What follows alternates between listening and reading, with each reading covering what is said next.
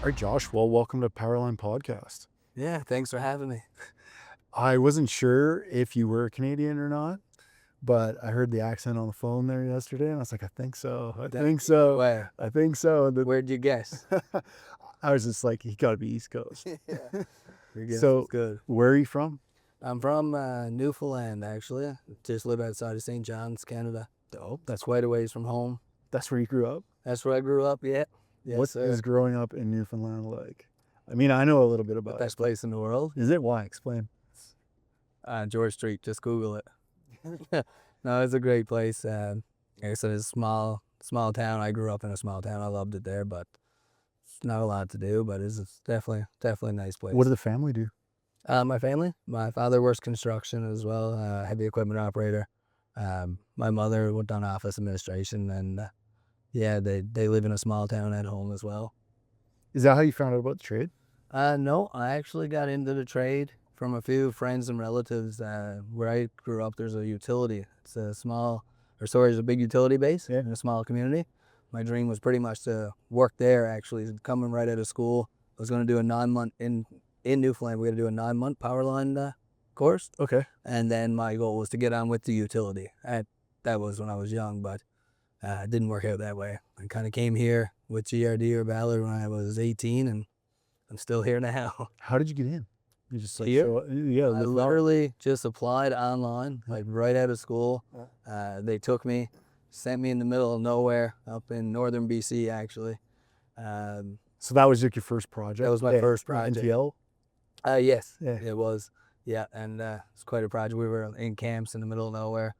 That was a big line. That was a big project. Huge project. And it definitely, like, coming out of school at 18, not what I expected. Like, I thought, might be in a hotel. We're in a camp in the middle of nowhere. Like, the completely other side of the country, too. yeah, other side of the country. No cell phone service, no nothing. I was kind of like, what do I have myself into? You know what I mean? But then it got a lot better, obviously.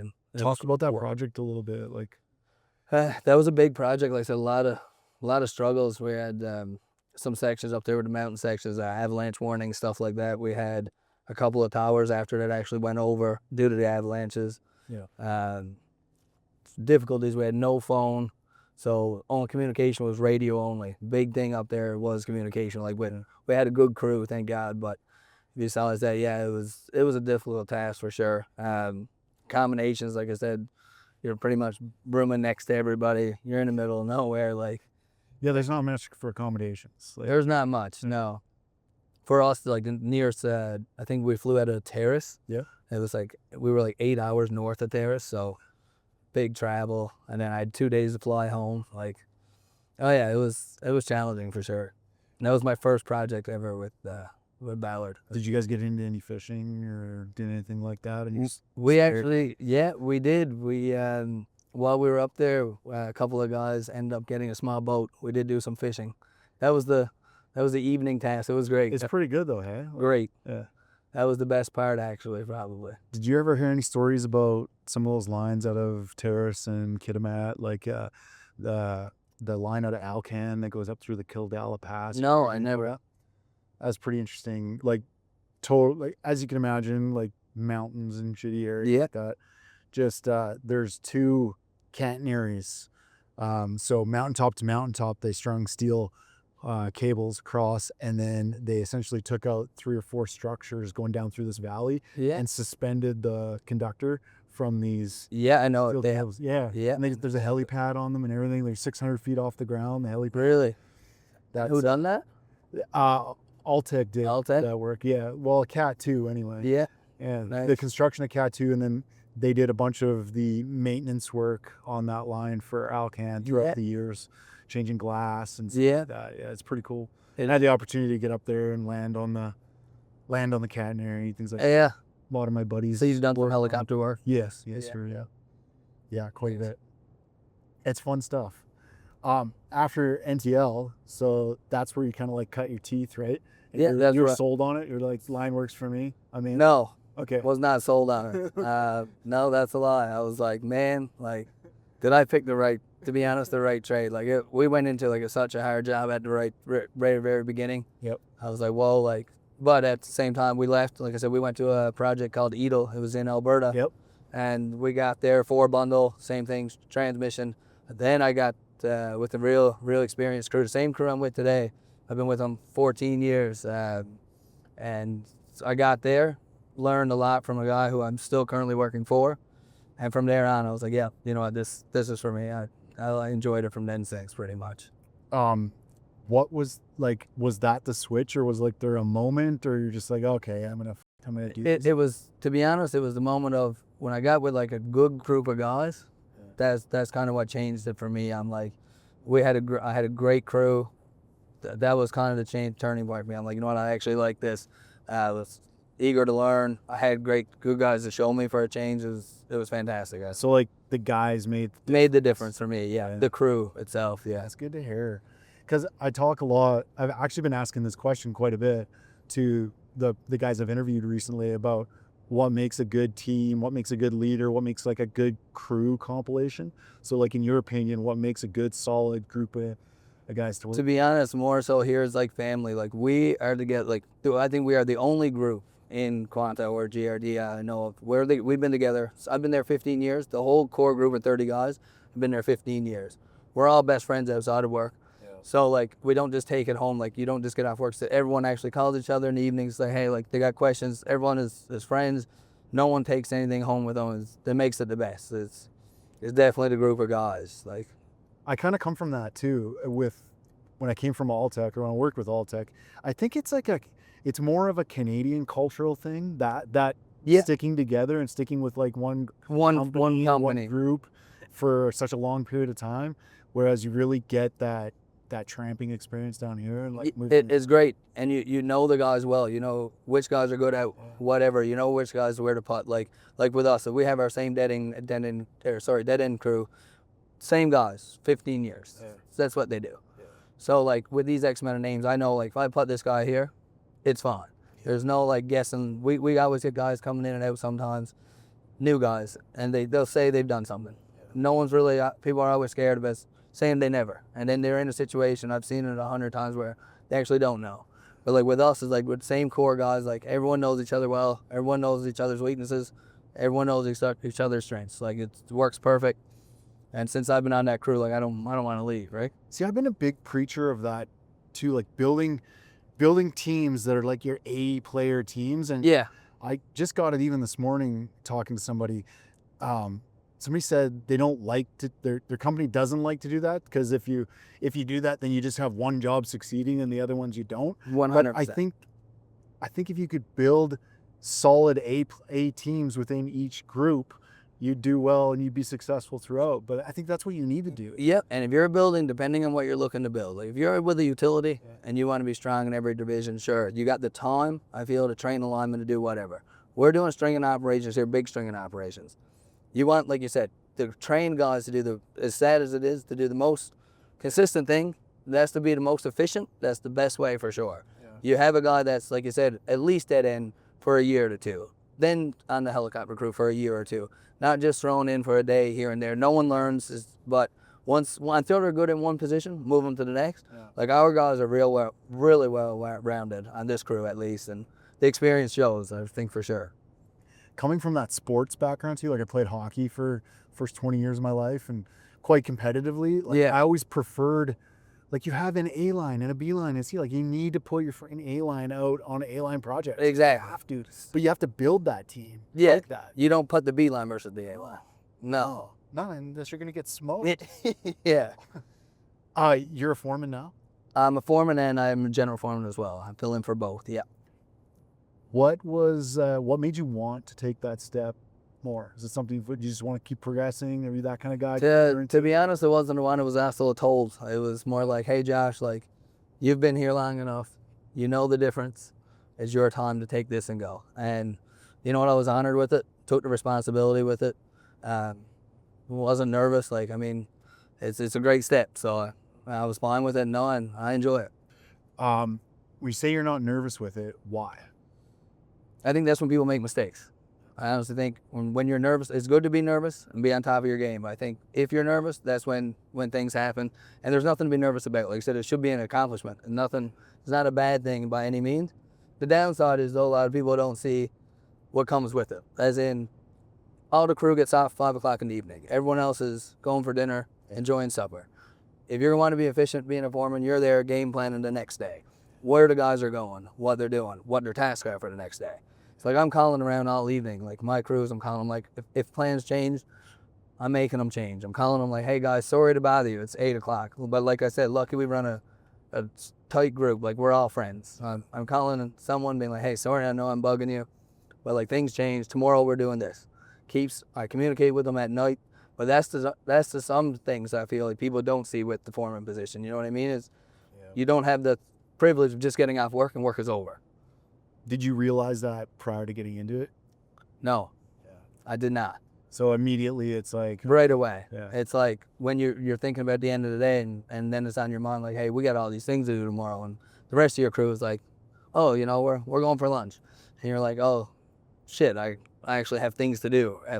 That's the side that I think a lot of people don't see is a responsibility even after work. Or you have crew members that are close to you that are calling you about, could be anything, personal problem, but they're going to you. You know what I mean? You're their leader. And that's kind of things I think people don't see when they're in that position for sure. When it comes to transitioning to that position, how did you feel like supported with 100% training or with whatever, like that training? Who was there to help you learn? I was like, that's what I mean. I was real well-rounded when I went there. Like I was in the trade. I was with the company for 8 straight years between dead ending and helicopter crew, back and forth for both of it. I will mention his name, Johnny Sr. is the guy I work with right now. I've been with him for 15 years. He's been in the trade for 40 years. I mean, once he told me like, hey, you're ready to go here, I believe him, you know what I mean? Yeah. And I had his support the whole way through, and no, it was great. So it's important having the support of a guy like that. So you say Johnny's been in for 40 years. 40 years. Yes. Do you see that we're going to miss that sort of individual, or do you think like our generation, they won't be able to be replaced? Yeah. Ever. I see, to be honest, the generations coming up not as knowledgeable as right now. Like you said, it's 40 years. It's something that it's not, like you're not going to see a lot of guys last 40 years in the trade or want to be in the trade for 40 years. So true. You know what I mean? Most guys that in the youngers are hoping to retire when they're 50 or 55, not 70. Yeah. You know what I mean? Yeah. Like, right? Like that's I think an age that's dying off for sure. And it's nice to work with. Like I've experienced my whole career with them, which has been great, right? Really great. How do you find the weight of the responsibility? Like I said, it's good and bad. Like there's great days, and then there's days when something goes wrong and everything comes on you, right? So but as long as everything's in place, I feel like that's fine as well. But definitely weighs on you, like I said, because there's a lot of things that people just don't see that you still have to deal with. You know what I mean? Like my phone's actually ringing right now, but right? So I'm not sure what it's about, but it's probably something. Yeah, right? No shit. And when it comes to those problems, talk about some of the problems you've had to solve and how you've gone about solving them. Like what are some big problems that you've run into and you've been like, okay, this is different than when I was a lineman. I gotta approach this different. And how did you approach it? Yeah, well, I can have one. I'll give you an example. We were on a project. We had an apprentice that didn't fit in on my crew, along with several other crews. I was the general foreman at the time. Same idea. We done what we could. You know what I mean? It was a difficult situation because he just wasn't happy. Came to me and kind of blamed the guys. All right, put me in a difficult situation because I was getting some pushback. You know, maybe he's not fitted for here. Done what I can for the kid. Still difficult because I remember now, like, it was definitely a difficult situation just for the fact of, like, my position was to do what's best for the company or the team. However, I don't ever want to see anybody go home at the end of the day. You know what I mean? But said and done, after a few things that actually happened, we had to let him go.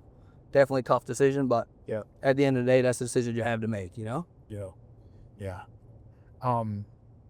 Talk about some of the other projects that you worked on to get up to this point. Oh, God. What does it take to get here? Well, like I explained, we done the Edo project. Yep. Then we went and done the Newfoundland and Labrador, where I'm from. We done 1,700 kilometers of line there. Huge project. What kind of line that was and get some of the particulars of it. That was a DC line. That was the biggest conductor ever strung in North America. It was 31, I think 60. I'm not sure the exact number, but it was quite large. Same thing, difficult. Ran into a lot of new tasks. The wire was actually so big on the first project, there was one strand built from manufacturer that was too much. So we actually restrung it, took it back down.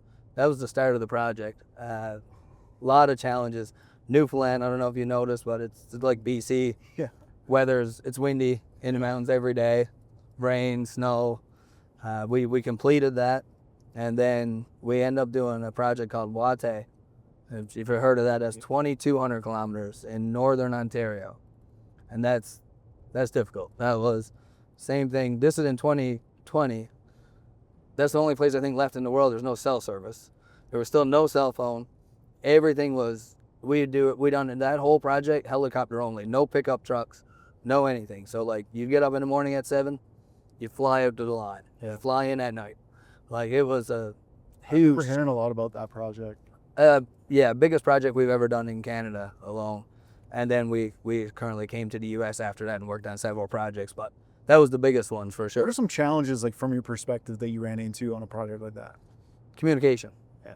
Biggest. How did you work to solve that? Biggest problem was, to be honest, was planning and going over to foremans in the evenings about the plan for the next day, because we had two issues. One, there was no cell phone. When the radios didn't work, you could not text anybody. Yeah. That wasn't an option, right?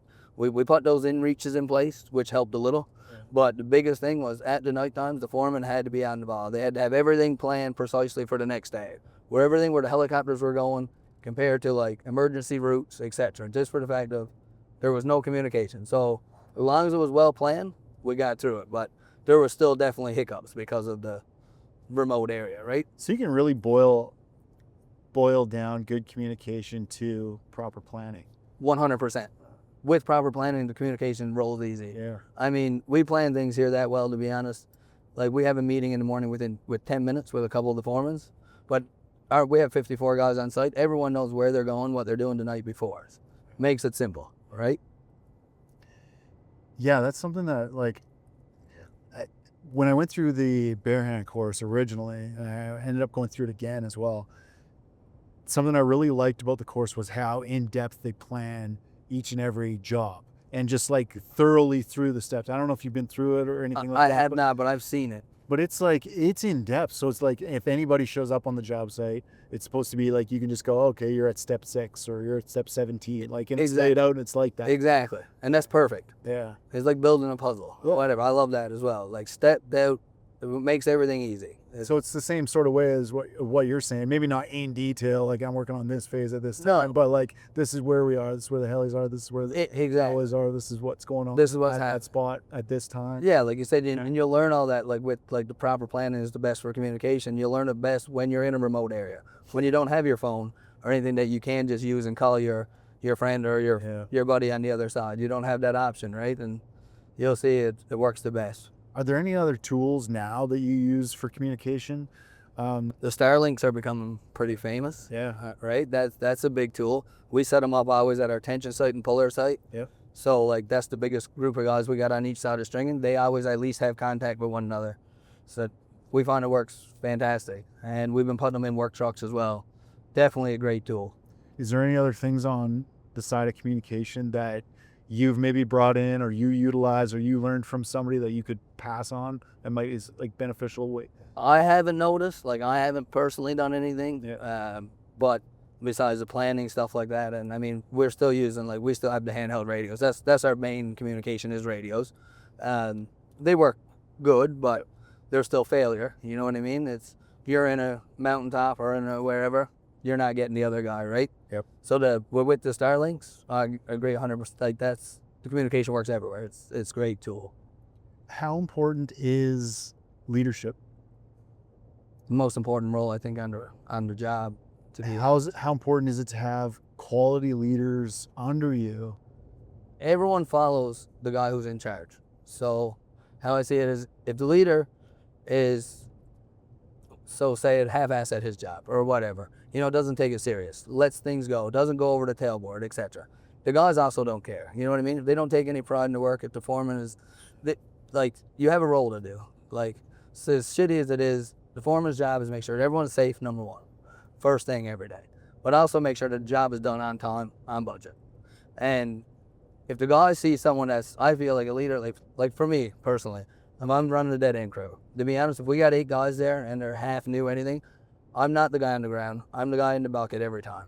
I'll go up, I go over the tailboard well with them. If they're new, they get in with me. Yep. I teach them my way, the way I would think is best that I've been taught. Yep. Not just sending them up there alone, being like, hey, you should know how to do this. I see it fail every time, and I also feel when they see the leader working the hardest, to be honest, they want to follow that. They have nothing bad to say. When they're like, shit, our foreman is out there in the rain right now. Yeah. He's not over in the truck being like, hey, we got to do this. He's the one out there. Then they're like, we have to as well. And it goes from there. And I notice it works well, and I think that's the best way to do it. Leading by example. 100%. Yeah. I've actually noticed this with my kids lately.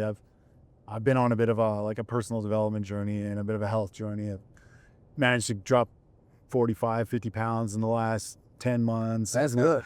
But showing my kids, like I got a 20-year-old, 18-year-old, and a 10-year-old, I haven't had to say shit to them at all, but just do it. Exactly. Like I was trying to before I did that, and they were just like seeing me and seeing the lifestyle I was living, and it's like, okay, kind of following that. 100%. I made the switch, made all the switch, got disciplined with it, and got committed to it, did the work, and they just watched me.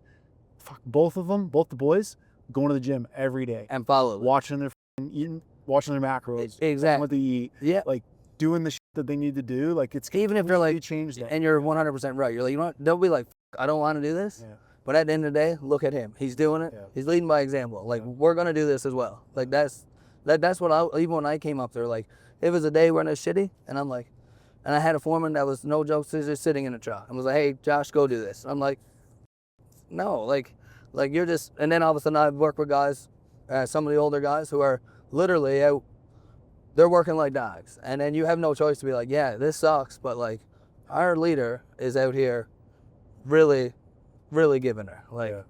And then you appreciate it, and then you go further and beyond for that guy. You know what I mean? It makes the world of difference. Did you learn all of these leadership skills by just watching people, or do you do any sort of like extra self-development, reading, anything like that? I like when I see new things involved with quantum, like capacity model, etc. Like I'll read up on all that kind of thing. But normally I've learned a lot from the older guys, and like my preparation, like the boys will vouch for me as well. Like in my evenings are pre-planned. Like that's my biggest thing, is just having everyone knowing where they're going in the morning, what they're doing, and if they find something unsafe or if there's a problem, they all feel comfortable enough. They call me. We're friends. They're like, hey Josh, if there's something wrong, we think what you're doing here is wrong. I'll listen, like 100%. You know. I've been around the upper circles of Quanta for a little while now, obviously, but I've been hearing them talk, and like not just talk, but a big thing they're doing is supporting the leadership of the company. Leadership meaning the foreman level leadership. They realize that the foreman level is the lifeblood of the organization. Like the buck stops with you guys. 100%. Like it's where everything gets translated from above and below, goes through the foreman. Massive amount of decisions are being made. Do you feel supported, for one? Like, and this question comes from like a place of everybody wants to learn, and everybody's asking this question and just wanting to do better. And I would answer that as yes. I mean, we're given every tool we need. Everything I ask for, they do. So like, I wouldn't have any complaints on that end, to be honest. Like, the support is definitely there. Like, we have guys, you know, sometimes I hear that guys say, hey, we don't have this. They come to me, I make a phone call, it's there. So for like the supportive wise, I would say yes, for sure. Is there anything that they need to hear, maybe that the top needs to hear, that they maybe aren't hearing, that you could help them with? Not that I can think of, but there probably definitely are things, for sure. I would leave that one with me. Yeah. What do you think you guys need then? Like, are you missing anything just in general? Like, could you use more training? Could you use more development in certain areas? Well, we're on the stringing side of things. Our crew is well developed. I have no issues there. Training sometimes is It's slow. I would say we have issues where we have a couple of guys right now, just per se, on site that we need helicopter training. They're only ground guys. Yeah. Through company-wise or whatever.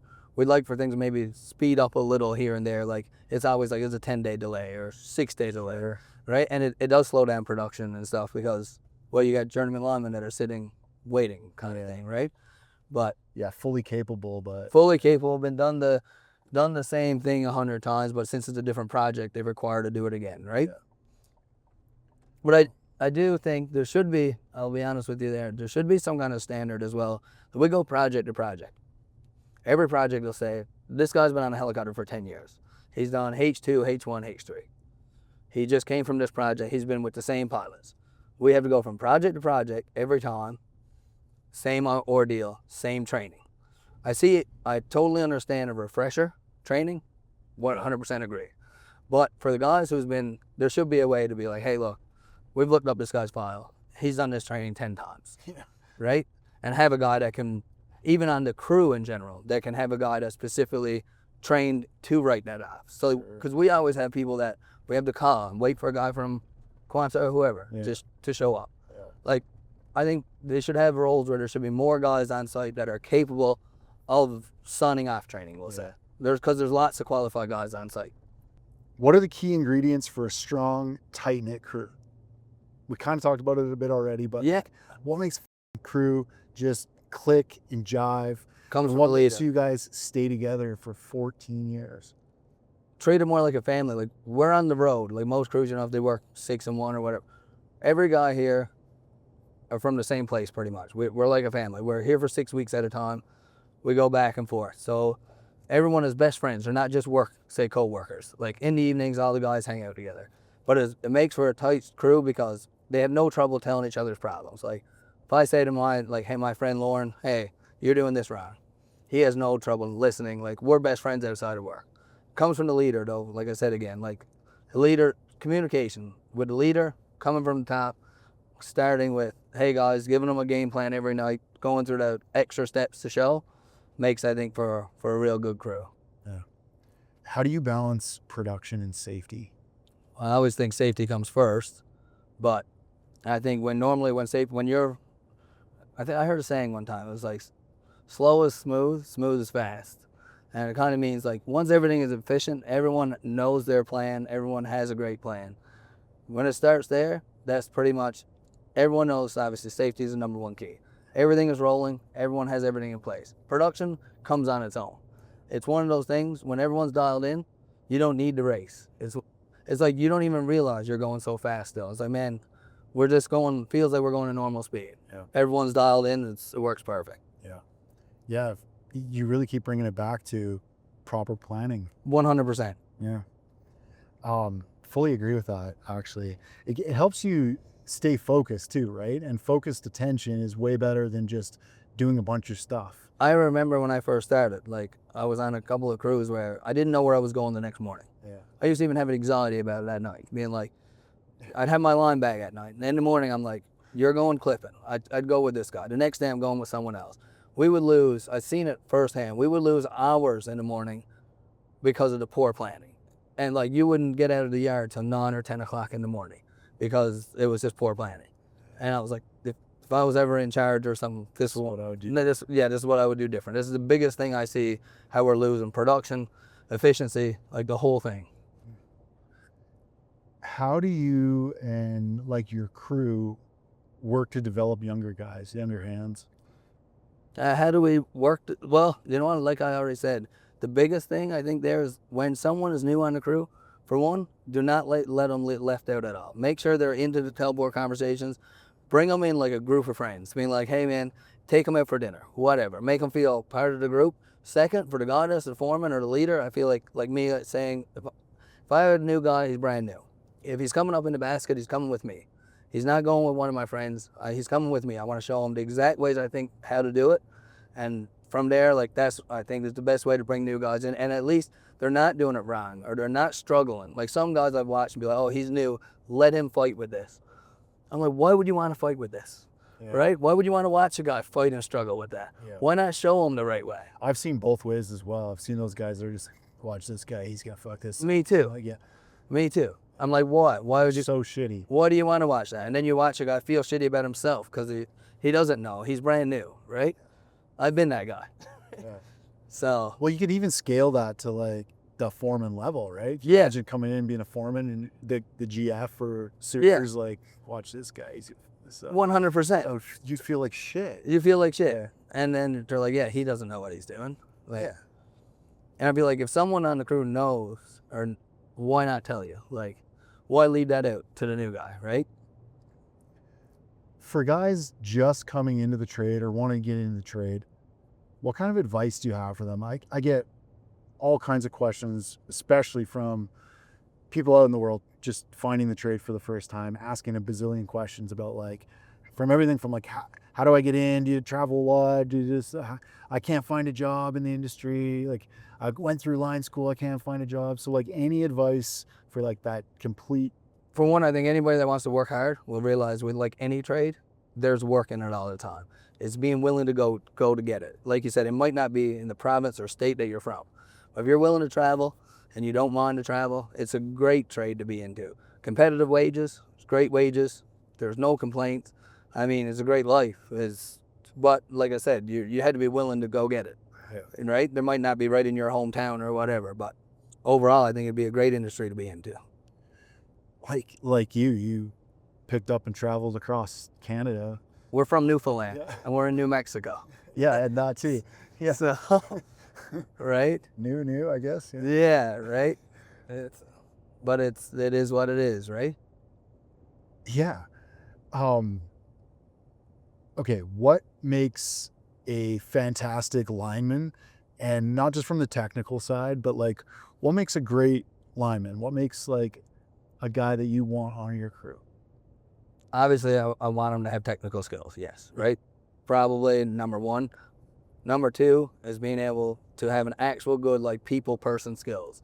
Not just a guy that just yells and screams at somebody. Sometimes when people are yelling and screaming, they don't know why the guy that's being yelled at doesn't even know why. I need a guy that's going over, can explain to them what they're doing wrong, how to do it differently. Just pretty much like a nice guy. And it goes a long ways. Instead of like, I've had lots of apprentices where they're like, man, Josh, this foreman is actually nice. Like he's a good guy. Outside of work, he's a good guy. He's not potentially just being an asshole, we'll say. And I think that's one of the biggest traits to have, because you do have to have patience, for sure. Yeah. When a guy's been at it for 15 or 20 years and they see a new guy, it's always like, oh my God, he doesn't know what he's doing. But that comes with it, you know what I mean? I think patience is key, and yeah, it's just overall having a great person. I think there's a lot guys can do with the soft skills side, and I've always said it on this pod quite a bit, is like, go learn some extra shit, like learn how to become a better communicator. Right? Yeah. You know, like self-study some of this shit. 100%. And bring it to the game, you know? 100. Well, like I know, Soft like skills. Personally with myself, like I have like guys on the crew come to tell me about personal problems even, you know what I mean? Nothing to do with work. Because they'll know like, oh, listen, I'm there for them. We're all friends. And it goes a long ways. Whereas like some guys will be like, we don't want to tell our foreman we have this going on or whatever. Like, he's an asshole. You know what I mean? I think those days are kind of changing a bit, like from the old times compared to now. You know what I mean? You mentioned that, and being on the road a lot, the mental side of the game. I've personally had three people from the industry, from the trade, die because of, if you peel the layer back a couple, it's a mental health issue, right? Either they took their own life or it was some sort of substance abuse or something that took it, but it was mental health struggles. A large portion of that is due to the environment that we work in all the time, or just, you know, traveling, being away from family, on the road. Also, what sort of advice do you have around like maintaining good mental health? Well, for one, I feel like with us, everyone's there for each other. That's step one. And like, don't be scared to go talk to everyone. Also, like I said, and you're correct, we're always on the road. Everyone, that is a big challenge, I will say, in this industry, in this job. Everyone is away from their families for 6 to 8 weeks at a time. And if you've been in the trade, you know yourself. Almost every lineman you talk to has already been divorced once, right? Yeah. Right. So, and it is hard. That is one downfall I will say to trade. But what I say is, that's why it's good to be with a close group of guys, not just coworkers. If you're just with a group of guys that are just coworkers, you get off at night, you have no one to talk to. With us, is like a family. We're off in the evenings, everyone is together, and it's like if people have problems, they tell you about it. You know what I mean? They tell you about their issues at home. If they're struggling, they'll call me or call someone else. And it makes a big difference. Makes a big difference. I do that with the, you know what I mean? Yeah. But for sure, it's a big struggle, I think, in this trade and this with the travel, right? How much does having hobbies and things like that, extracurricular stuff, how much does that play into it? I think it's great. Like you said, things like going to the gym, it's a big role. I do like, on these projects lately, we've been having Sundays off. Normally we work every day, which I do think is way more mentally exhausting. I mean, guys doing 50, 60 days in a row with no end in sight, knowing they're not getting home to their families. Whereas in now, it's like everyone's like, oh, you know what? Saturday we're off. We're going golfing on Sunday. I think it keeps the morale high. Yeah. Is better beneficially, like work-wise, 100%. Yeah. Mental health-wise, 100%. Kind of keeps guys out of the sauce a little bit too. 100%. Or everything. It's like that one day to reset. Yeah. It goes a long way. What's the biggest difference between a guy who runs a crew and a guy who leads a crew? The guy who runs a crew, like I explained to you, is a guy that can come out and tell you what to do, knows how to do that, and maybe go ahead and run it. A guy that leads a crew is an actual leader. A guy that pre-plans his work, a guy that you can talk to after work. I feel like a guy that you can talk to anything about, work, outside, whatever. You know what I mean? It's a guy that will lead in every way, like not just work only. And it'll go, I think, further. What's something the trade taught you about yourself that you didn't expect? That I didn't expect? Yeah. Patience. In what way? I didn't seem to have much of it outside of work, I thought. Yeah. But I do. And I think the boys would laugh and tell the same. I do have a show that, like, I can be very patient. Yeah. Outside, I'm like, man, like, I'm always in a rush, in a hurry. Bad, if anything, outside of work. I'm always panicking. Like, when I'm on days off, anything is full speed all the time. When I'm at work, it's like, I was like that for a long time, and it made me learn that. Slow down, like, have patience with other guys, and that was the biggest thing, definitely. That's actually 100% something that Trey taught me too. Almost right away was, I had a foreman that was a bit of a yeller and a screamer. Yes. And very not patient at all, especially with apprentices. So you get that a lot still, but You do. this was like to an extreme level.